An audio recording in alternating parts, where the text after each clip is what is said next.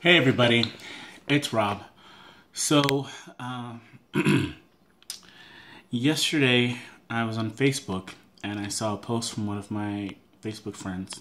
Someone that I'm connected with on Facebook that I knew, but we don't really talk anymore. And she posted that a mutual friend of ours had committed suicide. I've known his family for going on almost 20 years now. I was really close to his sister and a great admirer of his parents. They were just really nice to me, really good people. They are really good people. He and I never really met at church too often, but we did. We worked together in a clothing store for a little bit, and in a mall, and I worked in other places in the mall. So I'd go and see him when he was working any of the other jobs he was working at, just to say hi and shoot the crap and whatnot. And so when I got moved out to Utah from Connecticut, lost track, got reconnected a couple years ago on Facebook. He was a model, and I knew a couple of models from when I did some acting, which was just me doing a lot of going to a lot of auditions. But I made a lot of friends that way, and so we had that connection. So we got reconnected, and so I kind of followed him. He was doing photography and whatnot. Just an amazing, amazing, talented guy. And I don't like to call a lot of people my friend, but I would consider him one, even though we didn't really hang out, even though we didn't see each other regularly. He was someone that I had a lot of love and respect for. And so I was really taken aback with not just his passing, just at how. If I cry on this, I'm going to cry on this. So, I just want to talk about suicide for a little bit. And I'm going to be talking about some very personal stuff that most of you probably don't even know about me. So, here goes. When I was in junior high in California, I met this kid named Joey. We sat next to each other in choir. We were both kind of different, kind of outcasts, because we couldn't really sing. And we were kind of nerdy. Back in the day, before Apple Watch, Casio was the king of electronic watches. And they used to put calculators on there, and you could start putting in people's phone numbers as well. And so he and I had that watch, and so that was our common thread, and we became fast friends. And so one day we were talking, and he shared with me that that his mom and dad were divorced, but his mom had remarried, and he didn't like his stepdad. He didn't like the way he talked to him, treated him. And so as we were walking off campus that day, I remember the last thing I kind of said to him. I said, do whatever you have to do to get back at him. As my boy, I got my boy's back. I gotta support him, right? Those would be the last words I'd ever say to Joey. I showed up at school the next day and everyone's crying, and I'm like, I have no idea what's going on. And I didn't have any friends really to talk to at the time, so I just went to homeroom, and that's where my teacher announced that he had hung himself in his stepfather's closet. And I got angry. Angry because all these people were crying, all these kids were crying, and they were the ones that made fun of him. They were the ones that made him an outcast because they wouldn't befriend him. I don't know if they knew him or not. That's just was my mindset, and I just became very, very angry for a long time, and very, very dark. But it affected me a lot, and I didn't know how much until about 2 years later, my freshman year in high school. And I hate to say this, I don't remember his name. It's been so long, and I only know him a few weeks. The kid transferred into our class. We were in the same PE class. It's the only class we had together, and no one else would talk to him. So I, being the outgoing, friendly guy that I was, never wanted to make people feel lonely. I went up and talked to him. And so we became friends, and then for one reason or another, he got transferred out of the class, and things went downhill pretty fast. He didn't have any other friends. And so I'd call him on the phone. And so one night I called him, and he had the same story that Joey had. And talk about a flashback. Stepfather hated him, wanted to get back at him, but he knew what he wanted to do, and he was going to kill himself. He even read me the note, and it was almost word for word identical to Joey's. And I begged and pleaded with him not to do it. That we'll find another way. I'll help him destroy his step. Like, I was pretty much admitting to committing a felony to save this kid's life. And like, he said he had to go, and that was it. And I prayed that I made an impact. And so I got to my first period class, which was English, and I got the same news I got 2 years before. And I felt like a failure as a person and as a friend.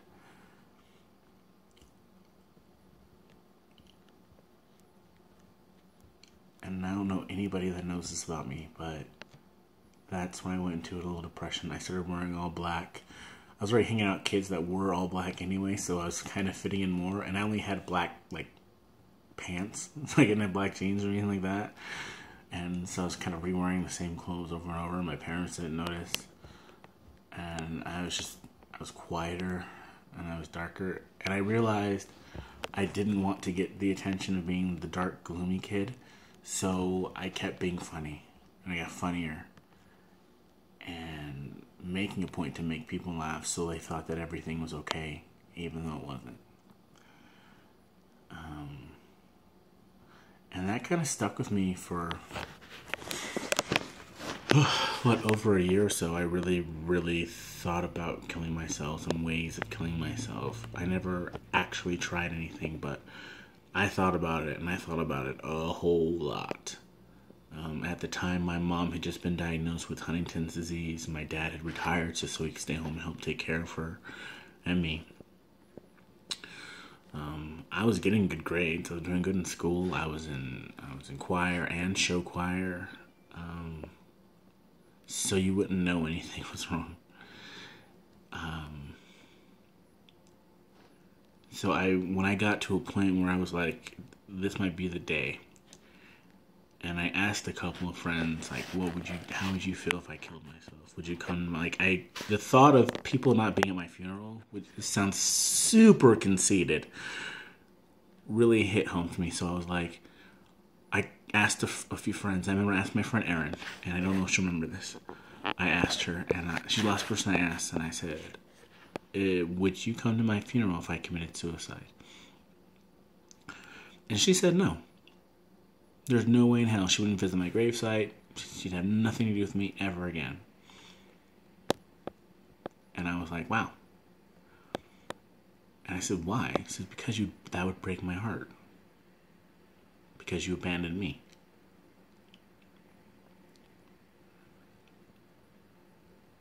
And I was like, wow. Okay. That's pretty big. So I didn't do it, didn't try it, didn't think about it again for a long, long time. Then life kind of went good for a long time, and then I got really, really, really, really, really bad. In my, early 20s. I was dealing with a lot of different issues. Mental issues. I was going to a psychiatrist. I was diagnosed with depression. I was having suicidal thoughts. I was even committed. Self-committed into a psych ward for about a week, which was pretty eye-opening because the level I was at was nowhere near the level of people I was dealing with on a daily basis were at. And so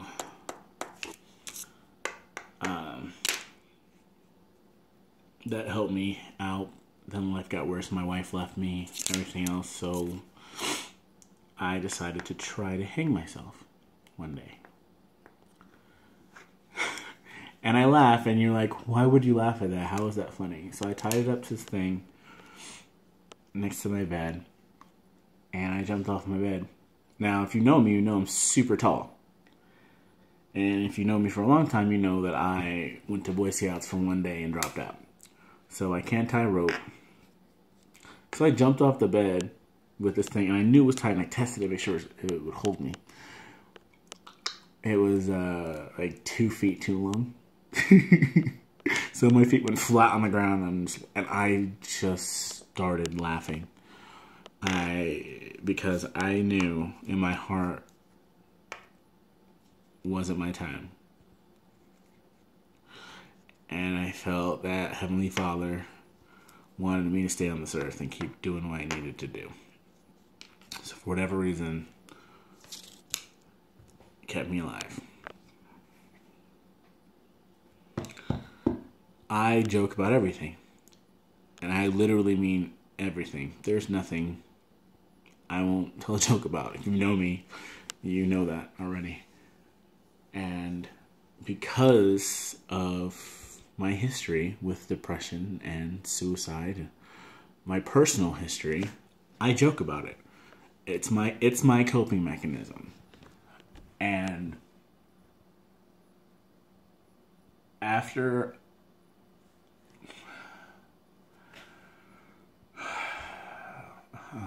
my attempts and failing of it, I kind of would lose respect for people that I knew. Most like actors and things that had committed suicide. Quote unquote, the coward's way out. A permanent solution to a temporary problem. Case in point would be Robin Williams. I love Robin Williams. I love his work. I have loved his work for 30 years. Genius. One of the reasons why I'm into comedy is because of him. And when I heard about him, I was like, I didn't do one post. Couldn't bring myself the stomach to post about him committing suicide and how hard depression is. And like, I got lucky. I got over it without medication. I got over it by sheer will. So my outlook on it was very, very different. So whenever I saw anything with Robin Williams, I wouldn't, if I saw it on Facebook, I wouldn't like it. I was like, whatever. So yesterday, I get on Facebook and I'm just scrolling up and I see an associate of mine posting about my friend Chris's suicide.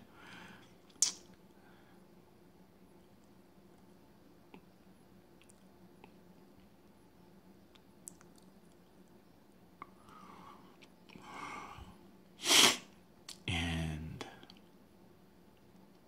I lost it. I was angry. I was frustrated. I was lost.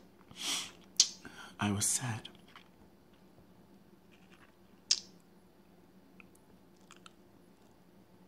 Because I lost somebody I loved.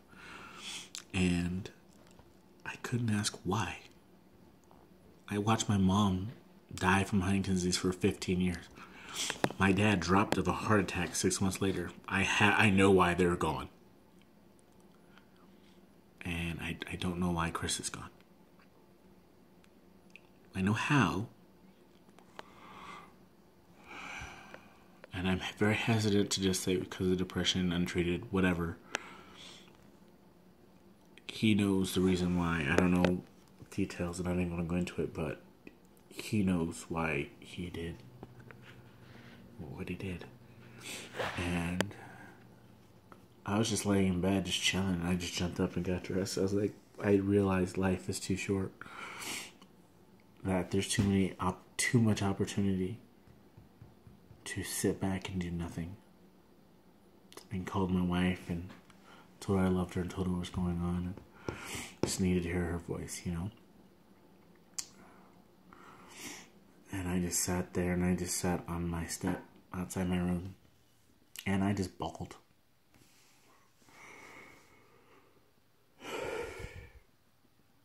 No, he wasn't my best friend.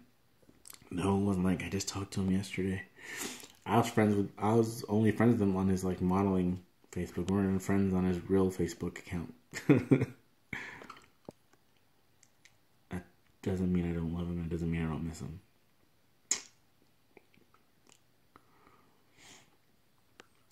Will I ever joke about suicide again? Probably not.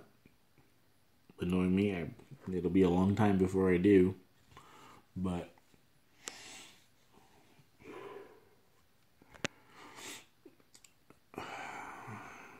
tell the people in your life that you love. Life is way too short. I miss you, Chris, and I love you.